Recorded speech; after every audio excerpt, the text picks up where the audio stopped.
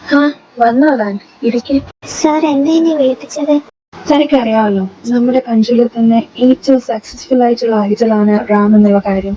താൻ റാമിന്റെ ഒരു ഇന്റർവ്യൂ ചെയ്യണം. ഇന്റർവ്യൂവോ? അതെ, അദ്ദേഹത്തിന് ഒരുപാട് ഫാൻസ് ഉള്ളതല്ലേ. അപ്പോൾ ഒരു ഇന്റർവ്യൂ ഒക്കെ ചെയ്യാന്നുണ്ടെങ്കിൽ നമ്മുടെ ചാനൽ റേറ്റിംഗ് കൂടും. മാത്രമല്ല ചാനലിന്റെ ഇപ്പോഴത്തെ കണ്ടീഷൻ വെച്ചിട്ട് ഇത് വളരെ അത്യാവശ്യമാണ്. തന്നെ ഏൽപ്പിക്കുന്ന ജോലിയെല്ലാം താൻ കൃത്യമായിട്ട് ചെയ്യാറുണ്ടല്ലോ, അതാ ഇത് തന്നെ ഏൽപ്പിച്ചത്. താൻ ഇനി ഒന്നും പറയണ്ട, ഇത് ചെയ്തേ പറ്റൂ. എന്തായാലും എന്റെ മുഖം കടമ്പുള്ള മുറ്റങ്ങളായിരിക്കണേ. എന്റെ കണ്ണീരെല്ലാം പറഞ്ഞു. ഇല്ല. പിന്നെന്താ കാര്യം? ബോസ് എന്നെ പുതിയൊരു വാക്ക് തരാനായിട്ട് വിളിച്ചതാ, ഒരു ഇന്റർവ്യൂ ചെയ്യാൻ. അത് റാമിന്റെ. റാമോ? ആ ഐഡിയല്ലേ അങ്ങേര്. ഓ, അപ്പൊ അതാണ് ഇതൊക്കെ കാരണം. അല്ല, നിനക്കുള്ള റാമിനോട് പ്രിൻസിപ്പളിന് ഒന്നും ചെയ്യണമല്ല. ഒരു പ്രായം മനുഷ്യൻ. എനിക്കെന്താ അത്ര ഇഷ്ടമല്ല. എനിക്കൊന്ന് ഇന്റർവ്യൂ ചെയ്യണം. ഇന്റർവ്യൂവിന്റെ കാര്യം എന്തായി? സാർ, അത് പിന്നെ റാം സാറിന്റെ ഡേറ്റ് കിട്ടിയില്ല. ഡേറ്റ് കിട്ടിയില്ലെന്നോ? അതിനെ കുറിച്ചൊന്നും എനിക്കറിയണ്ട. ഞാൻ പറഞ്ഞ കാര്യം താൻ ചെയ്തേ പറ്റൂ, ഇല്ലെങ്കിൽ തനിക്കൊരു ജോലി ഉണ്ടാവില്ല. അയാൾ വന്നിട്ട് ജോലി നഷ്ടപ്പെടുന്ന അവസ്ഥയായി. ആര് കാരണം? ആ റാമില്ലേ, അങ്ങേരുമല്ലേ. എനിക്ക് വേണ്ടി ഇന്റർവ്യൂ ചെയ്യാൻ കഴിയുന്ന ഞാൻ ബോസിന്റെ ഒരു കള്ളം പറഞ്ഞു. അങ്ങനെ ഡേറ്റ് കിട്ടിയതാണ്. ബോസ് പറയുക ഇന്റർവ്യൂ ചെയ്തില്ലെങ്കിൽ എനിക്കിവിടെ ജോലി ഉണ്ടാവില്ല. ആ കുഴപ്പമില്ലേ, ഒരു ഇന്റർവ്യൂ അല്ലേ, അത് നമുക്ക് ചെയ്യാമോ? ഹലോ ഹലോ, റാംസാന്റെ പേരല്ലേ? അതെ, ആരാണ് സംസാരിക്കുന്നത്? ഞാൻ മിത്ര, എക്സ്ട്രീമിസ്റ്റ് റിപ്പോർട്ടറാണ്. ഒരു ഇന്റർവ്യൂ ചെയ്യാനായിട്ട് റാംസാന്റെ ഡേറ്റ് കിട്ടുമോ എന്ന് അറിയാനായിട്ട് വിളിച്ചതാ. ഒന്ന് ഹോൾഡ് ചെയ്യുമോ? ഞാനത് നോക്കട്ടെ. സാറ്റർഡേ ഉച്ചയ്ക്ക് ശേഷം സാർ ഫ്രീ ആണ്. അന്ന് നിങ്ങൾ 2 മണിയാകുമ്പോഴേക്കും സാറിന്റെ വീട്ടിലേക്ക് പോന്നോളൂ. Okay, thank you. മിത്ര, 2 മണിന്ന് പറഞ്ഞിട്ട് ഇപ്പൊ 2:30 ആയല്ലോ. അയാളെ ഇതുവരെ കണ്ടില്ലല്ലോ. നമുക്ക് കുറച്ചുകൂടി വെയിറ്റ് ചെയ്യാം. Mitra, I am really sorry. Sir ഒരു കോളിലായിരുന്നു, കമ്പനിയിൽ നിന്ന് വിളിച്ചതാ. എത്രയും വേഗം അങ്ങോട്ട് ചെല്ലണമെന്ന്. സോ ഇന്ന് ഇന്റർവ്യൂ എടുക്കാൻ പറ്റില്ല, താൻ മറ്റൊരു ദിവസം വാ.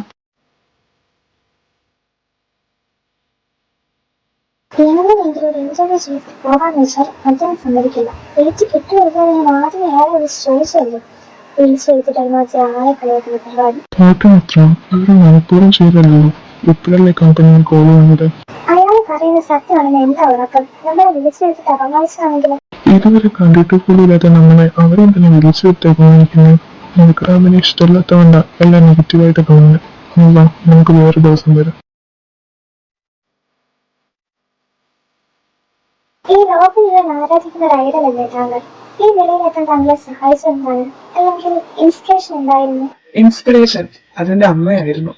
അമ്മ ഒരു മ്യൂസിക് ടീച്ചർ ആയിരുന്നു. അമ്മയുടെ ഏറ്റവും വലിയ ആഗ്രഹമായിരുന്നു എന്നെ ഒരു മ്യൂസീഷ്യൻ ആക്കുക എന്നുള്ളത്. ഞാൻ 3rd സ്റ്റാൻഡേർഡിൽ പഠിക്കുന്ന സമയത്ത് ഒരു കോമ്പറ്റീഷനിൽ എനിക്ക് പാടേണ്ടതായിട്ട് വന്നു. പക്ഷെ സ്റ്റേജ് ഫിയർ കാരണം എനിക്കത് നന്നായിട്ട് ചെയ്യാൻ കഴിഞ്ഞില്ല. എല്ലാം കഴിഞ്ഞ് സ്റ്റേജിൽ നിന്ന് കരഞ്ഞുകൊണ്ട് ഞാൻ അമ്മയുടെ അടുത്തേക്ക് വന്നു. അമ്മയുടെ സുഹൃത്തും അമ്മയുടെ ഒപ്പം ഉണ്ടായിരുന്നു. അന്ന് അവർ എന്റെ മുന്നിൽ വെച്ച് എന്റെ അമ്മയോട് പറഞ്ഞു, നീ പാടുമെന്ന് വെച്ച് നിന്റെ മകൻ പാടണമെന്നുണ്ടോ? എന്തിനാ പാടാൻ അറിയാത്ത കുട്ടിയെ സ്റ്റേജിൽ കയറ്റിയത്? വല്ല നാണം കെടുത്താനായിട്ട്. കൊച്ചുകുട്ടി ആയിരിക്കുമ്പോ തന്നെ ഇങ്ങനെ കേട്ടതുകൊണ്ട് പാട്ട് പാടാൻ ഒരുപാട് ഇഷ്ടമായിരുന്നിട്ടും 5 വർഷത്തോളം ഞാൻ പാട്ട് പാടാതെയായി. പാട്ട് കേൾക്കുന്നത് പോലെ നിർത്തി. അവരുടെ വാക്കുകൾ എന്റെ കുഞ്ഞു മനസ്സിൽ സൃഷ്ടിച്ച മുറിവ് വളരെ വലുതായിരുന്നു. പക്ഷെ എന്റെ അമ്മയ്ക്ക് എന്നെ ആ അവസ്ഥയിൽ കാണാൻ കഴിയുമായിരുന്നില്ല. അമ്മയുടെ സുഹൃത്ത് കാരണം ഇനി ഒരിക്കലും പാട്ട് പാടില്ല എന്ന് ഞാൻ എടുത്ത തീരുമാനത്തെ മാറ്റാൻ അമ്മ ഒരുപാട് പാടുപെട്ടു. എന്നാലും അമ്മ അതിൽ വിജയിച്ചു. സംഗീതത്തിന്റെ ഓരോ പാഠങ്ങളും അമ്മ എന്നെ ആവർത്തിച്ച് പഠിപ്പിച്ചു. ലോകം എന്തു വിചാരിക്കുമെന്ന് ഭയപ്പെട്ട് എന്റെ സന്തോഷങ്ങളെ എന്റെ ഉള്ളിൽ തന്നെ കുഴിച്ചു മൂടേണ്ടതില്ലെന്ന് എന്നെ പഠിപ്പിച്ചതും അമ്മയാണ്. അങ്ങനെ നഷ്ടപ്പെട്ട എന്റെ ആത്മവിശ്വാസം ഞാൻ വീണ്ടെടുത്തു. പിന്നെ എനിക്ക് വാശിയായിരുന്നു. എനിക്ക് പാടാൻ കഴിയില്ല എന്ന് പറഞ്ഞ അവരെ കൊണ്ട് തന്നെ എനിക്കും മനോഹരമായി പാടാൻ കഴിയും എന്ന് പറയിപ്പിക്കണമെന്നത്. പലതവണ ഓഡീഷന് പോയി, പക്ഷെ നിരാശയായിരുന്നു ഫലം. അതിൽ തളർന്നു പോകാൻ അമ്മ അനുവദിച്ചില്ല. ലക്ഷ്യം നേടും വരെ പ്രയത്നിക്കാൻ പറഞ്ഞു. അങ്ങനെ ആ പ്രയത്നത്തിനൊടുവിൽ ഞാൻ ലക്ഷ്യം നേടി. ഈ സമൂഹത്തെ പിടിച്ച് തങ്ങളുടെ കഴിവുകളെ പുറത്തു കാണിക്കാൻ മടിക്കുന്നവരാണ് ഇന്നത്തെ തലമുറയിൽ പലരും. അവരോട് താങ്കൾക്ക് എന്താണ് പറയാനുള്ളത്? എന്റെ അമ്മയിൽ നിന്ന് ഞാൻ പഠിച്ച, എന്റെ ജീവിതം എനിക്ക് പഠിപ്പിച്ചു തന്ന അതേ കാര്യം തന്നെയാണ് എനിക്ക് പറയാനുള്ളത്. എല്ലാവരും കഴിവുള്ളവരാണ്. കഴിവില്ലാത്തവരായിട്ട് ആരും തന്നെ ഇല്ല. സ്വന്തം കഴിവുകളെ തിരിച്ചറിഞ്ഞ് അവയെ പുറത്തു കൊണ്ടുവരാൻ മടിച്ചു നിൽക്കുകയല്ല വേണ്ടത്. ഈ ലോകം ചിലപ്പോൾ പരിഹസിച്ചേക്കാം, ഒറ്റപ്പെടുത്തിയേക്കാം. അതിനെ ചെവിക്കൊള്ളാതെ പ്രയത്നിച്ചുകൊണ്ടേയിരിക്കുക. കഴിവുള്ളവരുടേതാണ് ഈ ലോകം. എത്രയൊക്കെ അവഗണിച്ചാലും ഒരു നാൾ കഴിവുള്ളവർ അംഗീകരിക്കപ്പെടുക തന്നെ ചെയ്യും.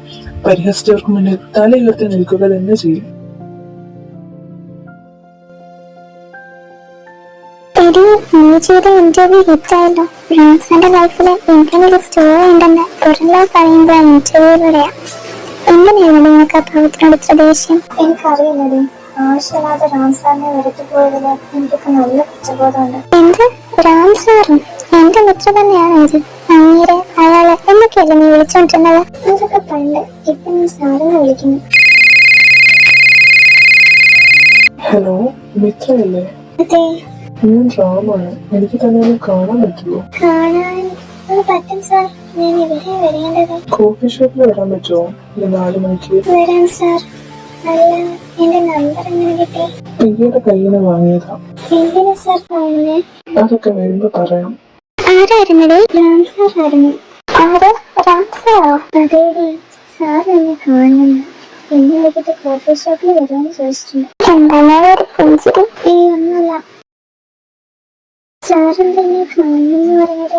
ഇതിലെ സാറെന്ന് വിളിക്കണ്ട, റാം വിളിച്ചാൽ മതി. പിന്നെ കാണുമെന്ന് പറഞ്ഞത് ഞാൻ വളച്ചിട്ടില്ലാത്ത കാര്യം പറയാം. എനിക്ക് തന്നെ ഇഷ്ടമാണ്. ഫസ്റ്റ് ഞാൻ തന്നെ കണ്ടത് ആ ഇൻസ്റ്റഗ്രാമിൽ വന്നപ്പോഴാണ്. കണ്ടപ്പോ തന്നെ നാവിക്ക്.